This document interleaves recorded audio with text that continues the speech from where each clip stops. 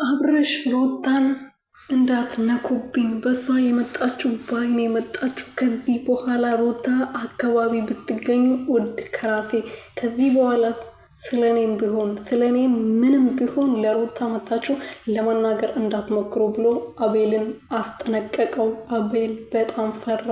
እሺ ከህይወታችሁ እወጣለሁ ባለ ሩትዬ በጣም ደስ አላት። ምክንያቱም ሁላቸውም በየተራ መጥቶ እግሯ ስር እንደሚንበረከኩ አስጠንቅቃ ነግራቸው ነበር። ሰላም ሰላም ቤተሰብ እንዴት ናቸውልኝ? እኔ ያለው ፈጣሪ ይመስገን ደህና ነኝ። እንዴት ደስ እንዳለኝ ዛሬ ማለት ነው። ሩትዬ ኦማይጋድ ጀግና የምንላት እኮ በምክንያት ነው። በምክንያት ነው ጀግና የምንላት ማለት ነው።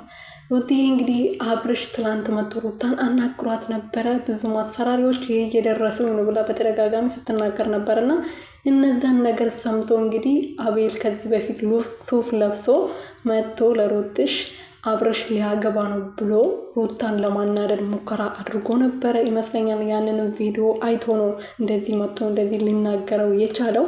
በዛ ደግሞ ይሄ የሆነ ጫታም አያገባውም ነበር እና ብዙ ሰዎች ተቃውሞ ፈጥሮ ነበር እና እሱ መጥቶ እንደዛ በማድረጉ ዛሬ ደግሞ መጥቶ በእሷ ህይወት ውስጥ ውጡ፣ አጠገቧ እንዳትደርሱ፣ እሷን የሚናገር እኔን ተናገረኝ ማለት ነው። ከዚህ በኋላ በእሷ ከመጣችሁ በእኔ እንደመጣችሁ ነው የምቆጥረው ብሎ ከህይወቱ ፈንቅሎ አስወጥቶታል ማለት ነው። ሩትዬ ደግሞ ዛሬ እንዴት ነባሽ ነው ያማረብሽ! በእናትሽ ይመስለኛል እሱን ለማማለል ነው። እንደዚህ ቆንጅዬ ነሽ። በፊትም ደግሞ ውበቱን የደፋብሽ ሰሞኑን።